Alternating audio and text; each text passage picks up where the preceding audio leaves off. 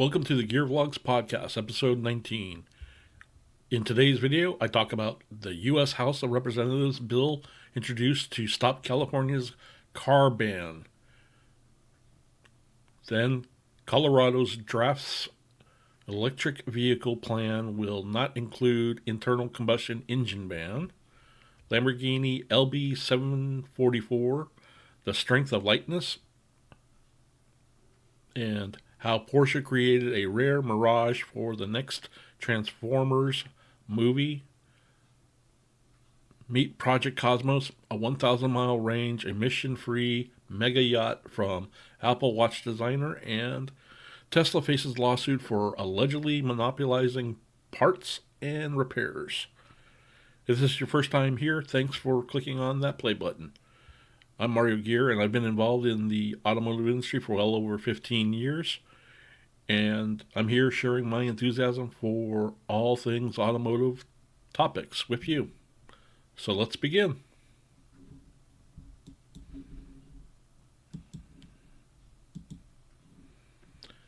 U.S. House of Representatives bill introduced to stop California's car ban.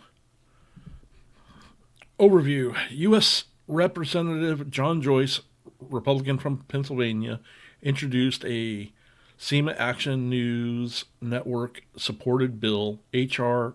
1435, to protect Americans' rights to choose the technology that power their motor vehicles. The Preservation Choice in Vehicles Purchase Act was introduced in response to California's plan to ban the sale of new gas and diesel-powered cars and trucks in 2035 unless certain conditions are met. If approved, H.R. 1435 would prevent the U.S. Environmental Protection Agency from allowing California's zero-emission vehicle regulations that would ban the sale or use of new motor vehicles with internal combustion engines from taking effect. So yeah, links to this article. Definitely contact your lawmakers if you're in favor of it or if you're opposed it. There'll be links to how you can contact your lawmakers to show support or dissent to this particular bill, as well as links to share this among your friends, and as well as to subscribe to the SEMA Action News Network about any latest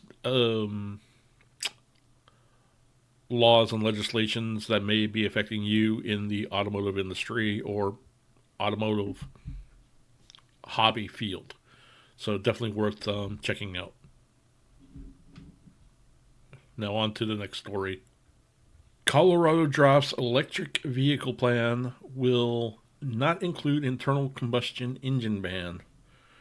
At least somebody has some hindsight.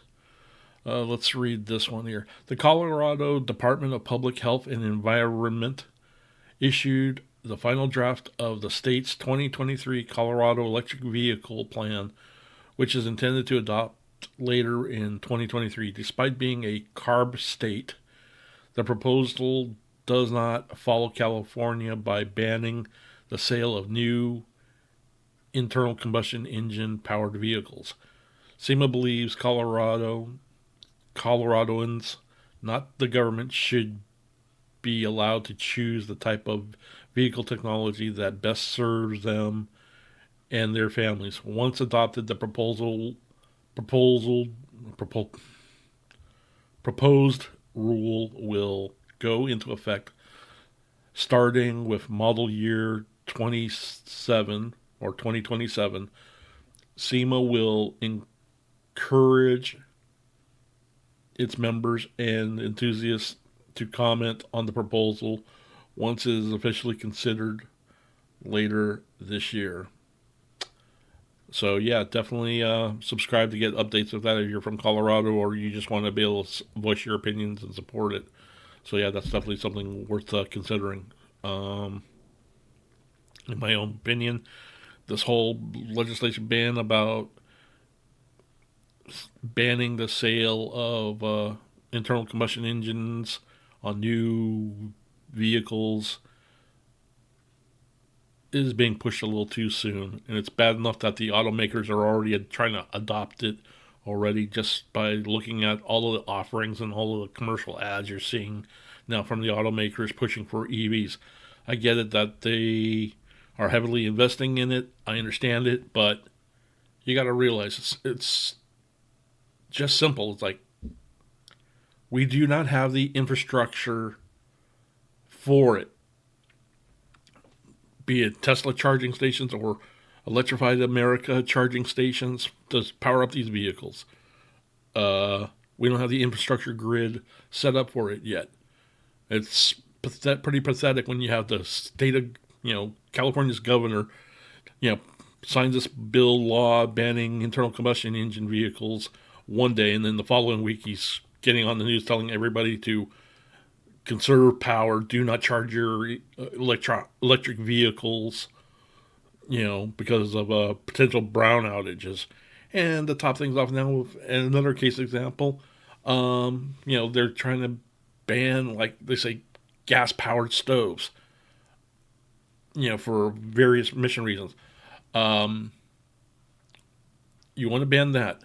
So how are people who are affected by a power outage to A, heat their homes, and B, potentially heat up and cook food, boil water, if they can't even turn on their stove because no power for the stove? But if they had a gas stove, they could do that. Show me the logic in that one. So, sorry for my little rant on that one, but let's move on to the next story.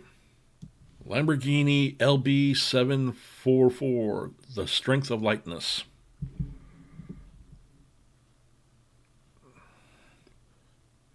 For 60 years, Automobilia Lamborghini has been synonymous with cutting-edge innovation. Just a few weeks ahead of launching the first hybrid plug-in V12 high-performance electrified vehicle, or HPEV, the St. Augusta Bolognese brand unveils a technical solution that is unique in today's automotive landscape. The LB744 is based on a new aeronautic-inspired chassis, the monofuselage. Hope I pronounced that one right. As well as a monocoque made entirely of multi-technology carbon fiber. It features a front structure in forged composite, a special material made of short carbon fiber stroked in resin. This technology was patented and used by Lamborghini in its first structural application as far back as 2008. The monofuselage represents a significant step forward from the Aventador in terms of torsional stiffness, lightweightness qualities, and driving dynamics. What's more, the LB744 is the first super sports car to be fitted with a 100% carbon fiber front structural. Carbon fiber is also used in the front cone structures to ensure a level of energy absorption that is significantly higher when compared to traditional metal structures.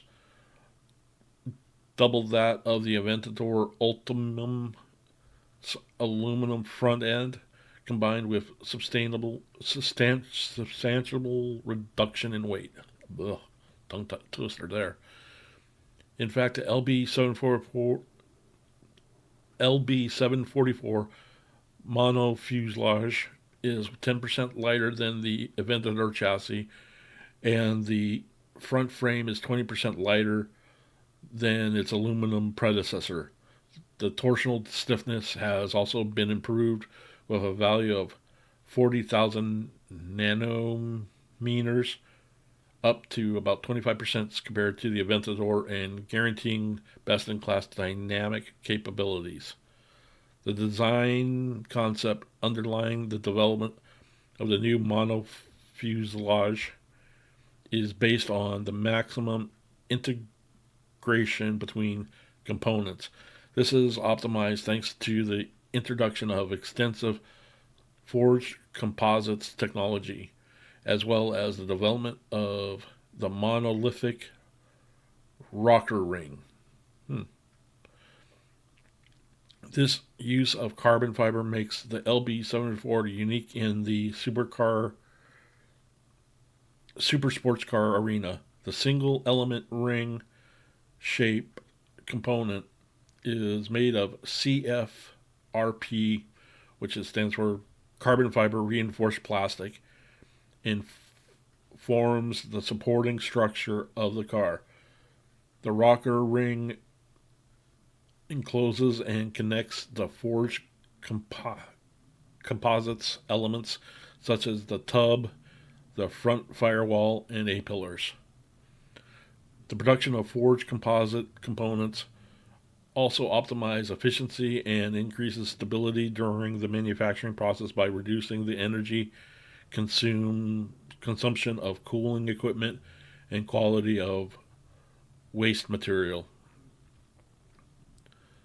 The more traditional but less efficient technology of autoclave composite production with pre-impregned materials was retained for the roof construction.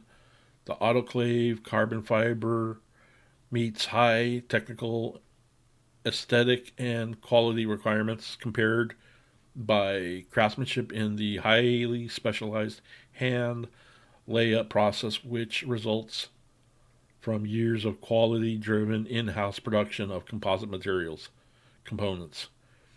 It is a manufacturing decision that also gives the customer maximum versatility in roof customization.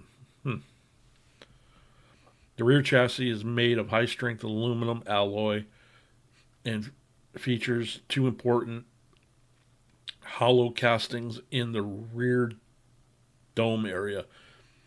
These integrate the rear suspension, shocks, towers, and powertrain suspension into a single component with closed inertia profile, guaranteeing a significant reduction in weight, an increase in rigidity, and substantially reduction in weld lines.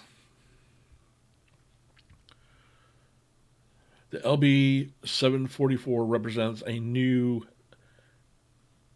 year zero in relation to the use of the carbon fiber in car production, summed up in a acronym AIM: automation, integration, modularity.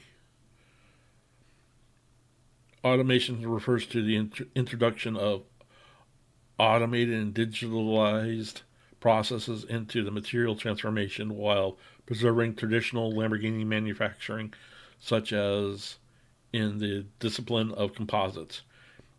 Integration relates to the integration of several functions into the single component through the development of compression molding.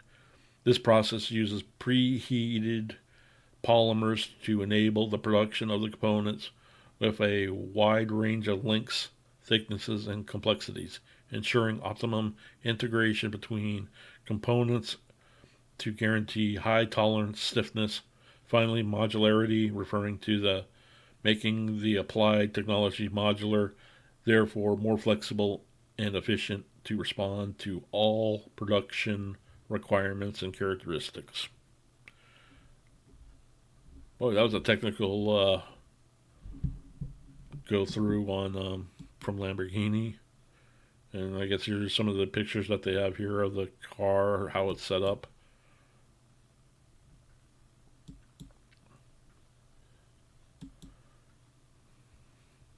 Well, there we go.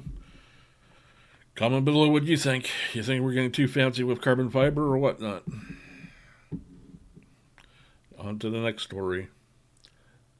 How Porsche created a rare Mirage for the next Transformers movie. I've never even seen a 911 Carrera RS 3.8, but I had to go out and make 5 of them. Interesting on this one. Let's keep reading. Austin, Texas. Cool cars are essential to the Transformers movie franchise, with vehicles such as the Chevy Camaro integrably connected to the Autobots characters such as Bumblebee. The star of the latest installment, Transformers Rise of the Beast, out on June 9th, is the rare and revered Porsche 911 Carrera RS 3.8, which transforms into a cocky Autobot Mirage voiced by Pete Davidson. Little is known about the movie and Mirage other than what fans could glean from the 30-second teaser for the film that debuted during the recent Super Bowl. But it is clear the silver and blue striped classic Porsche has a starring role since it's the ride of the leading man, Anthony Ramis. And can create multiple versions of itself to evade police like any Decepticons in pursuit. At South by Southwest in Austin, Texas, this past weekend, the movie producers and several principals from Porsche who supported the making of the film shared a stage and revealed a bit more about the iconic car's role and what it takes to prepare a classic Porsche for the rigors of a big budget action film.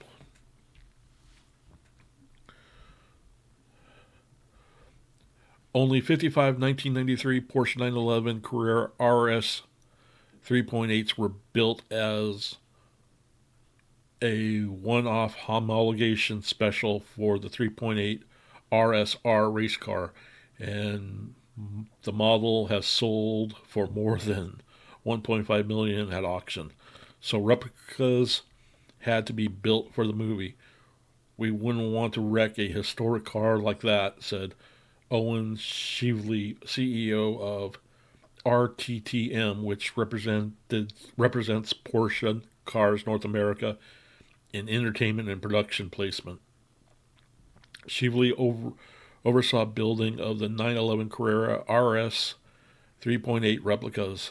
I've never even seen one, but I had to go out and make 5 of them in a very short order, he said. It helped that while the 911 Carrera RS 3.8 is unique, it shares a chassis with the 911 across more than 3 decades. Good to know there. It has the same general shell, said Shively, which allowed us to do that.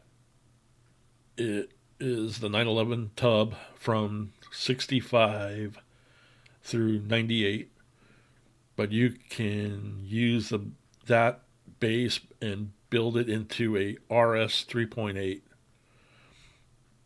When it came to sourcing parts to create authentic replicas for the movie, which is set in 1994, it also helped that Shively knows 1990 Porsches and a lot of their owners. I was fortunate that in the 1990s, I worked at a Porsche shop in Reno called Sport Haas, managing the parts department. Shively said, with my background in motorsports and with Porsche, we were able to go to owners and find spare parts. People just opened their garage to us. Wow.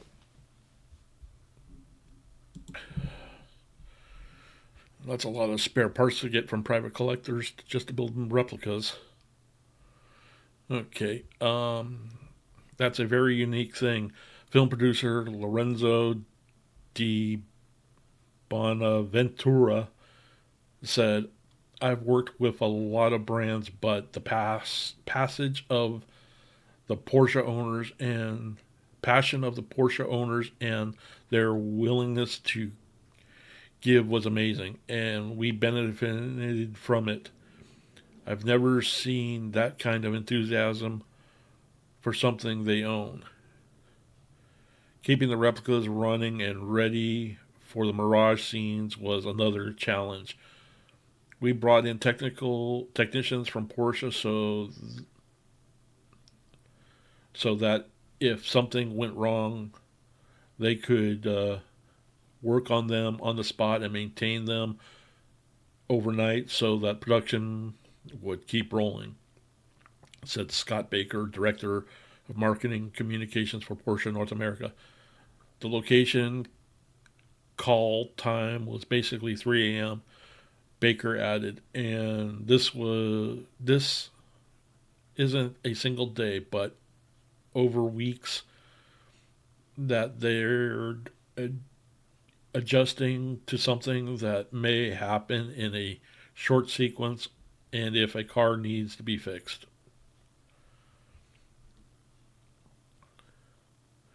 And it wasn't just a matter of weeks, but across 3 countries where the film was shot, and we beat the hell out of them, added Di Bonavera.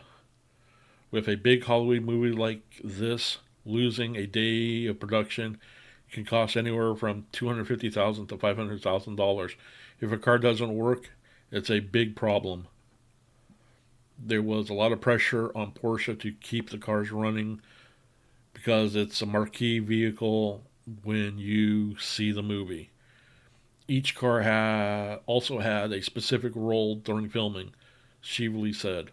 One had to go backwards, another had to jump. They are all designed as specialists and had to perform under extreme conditions.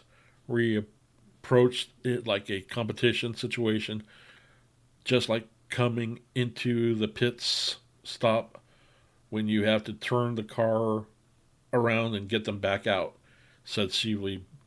Between takes, they have to come off set, go back to keep production going. If you approach filmmaking the same way as you do motorsports, he said, then you're always going to win. Interesting. So, yeah. Very interesting. Yeah, what do you think? Are you going to look forward to going and seeing the Transformers movie when it's released on June 9th? Comment down below. Let's move on to the next story. Meet Project Cosmos, 1,000-mile range, emission-free mega yacht from Apple Watch designer.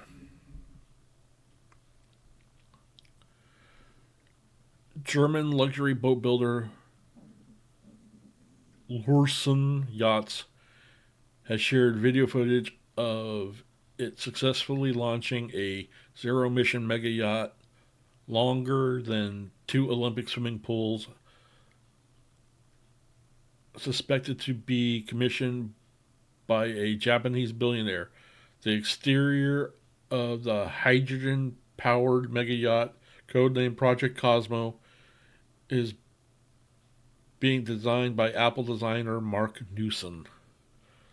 Larson Yachts is a legacy boat builder with German roots dating as far back as 1860s. After initially starting out building racing rowboats, Larson constructed the world's first motorboat in 1886. It has gone bigger and better in the century and a half since that milestone, gaining a reputation in the maritime industry for consistently pushing the limits of engineering and innovation within its unique vessels. Larson first committed to using fuse cells way back in 2009 and has been operating a methyl hydrogen fuel cell powered plant since 2012. That technology is present in its current mega yacht project, Project Cosmo, which just made its technical launch onto the waters of Germany. It's a work in progress that still has a couple of years to go, but you can already get a scope of its size and uniqueness in design and imagery.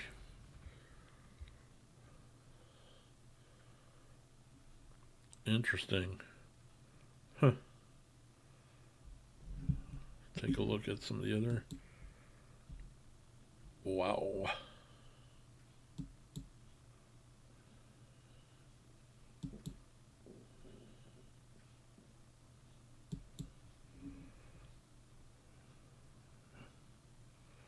Yeah, let's see.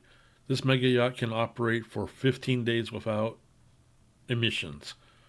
Larson Yacht uploaded a new video to YouTube today sharing the successful technical launch of the Project Cosmos from its facility in Germany just 5 days after officially unveiling the mega yacht in a separate video. This is the public's first genuine glimpse of the vessel despite it entering year 3 of construction. As you can see from the images above, Project Cosmo is a massive 114.2 meters or 375 feet mega yacht featuring an explorer style profile, meaning the superstructure has been positioned more forward to allow for a larger aft deck. Other features spotted from the YouTube footage include a swimming pool and some sort of large cutout which could be used to stow a separate smaller but still quite large vessel, preferably electric, right? Up top you'll notice what appears to be a 360-degree viewing area as well as helipad on the bridge deck below. So yeah, comment down below what you guys think. I'll have links to this article in the show notes. And for our last story, Tesla faces lawsuit for allegedly monopolizing parts and repairs. The lawsuit says Tesla has created a repair prices and wait times that are just way too high. Tesla is reportedly being sued by some of its own customers who are claiming the automaker has monopolized replacement parts and maintenance services that in turn has led to customers paying high prices and has made them deal with exorbitantly long wait times for repairs, the suit says. According to Bloomberg, the proposed class action suit was filed on March 14th in federal courts in San Francisco, Northern District of California. The lawsuit was filed on behalf of Virginia M. Lambrix, is a Model S owner. The suit says that owners of internal combustion vehicles have a plethora of options for both maintenance and repairs. On top of that, she says owners can do the work themselves. That's only half of the equation, though. Lambrix also says those parts can be done with parts from either the vehicle's manufacturer or by third-party companies. Yeah, that's true. Let's keep going. Meanwhile, Tesla owners reportedly have to deal with only one option when it comes to parts and repairs. The suit says owners can only get their vehicle serviced or fixed by either Tesla itself or a network of Tesla-approved service centers that only use Tesla-made parts. The suit asserts that the Austin, Texas-based automaker is violating federal antitrust laws. Lambrooks reportedly says that the limiting factors are due to Tesla leveraging its own market power to keep repair and maintenance services in-house. Bloomberg reportedly reports that, according to the complaint, Tesla has caused owners of its cars to suffer lengthy delays in repairs or maintenance, maintaining their electric vehicles, only to pay super competitive prices for those parts and repairs once they are finally provided. According to Bloomberg, Tesla reportedly made $6.09 billion off of service and other automotive revenue last year. That includes paid use of its supercharger network, insurance services, and merchandise sales. So, yeah, kind of goes. You can go. Kind of goes with the adage of right to repair. It's like right now there are states out there that don't have right to repair laws in place, and that's what you're facing right now. It's like right now, Tesla, you want to get a part, you have to go through Tesla. And Tesla's got the same approach like with Apple. You try to replace a component or repair an Apple cell phone, you replace one module, or even an Apple laptop. They've taken technology to the point where you need passwords and security encryption to for replacing a component in these vehicles as well as these devices. You can't swap it from the same part from one vehicle to another because they're serialized or compartmentalized to each specific vehicle or to their VINs. So until we can get laws passed where they can open that up, and it also possibly means that Tesla will have to eventually provide access to repair information as well as tools. They don't necessarily have to give it away. They can sell it. But the question of the day is how much they're going to be if they're forced to have to open it up to everyone. What are they going to charge independent garages or certified garages for access to those repair tools and parts, so they can be able to reprogram a new component or whatnot? Or are they going to be able to license that technology out to the aftermarket part tool vendors such as Snap-on or Accutel with their tool programmers and diagnostic readers? Yeah, comment down below what you guys think. Or do you even consider even wanting to work on your own Tesla or other type of vehicles that are getting vehicle specific? So yeah, comment down below and whatnot.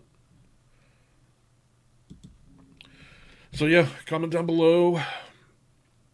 If you like this video, be sure to hit that like, comment, share. Be sure to follow us on all of our other social media platform links. And yeah, that's all I can say. Thanks.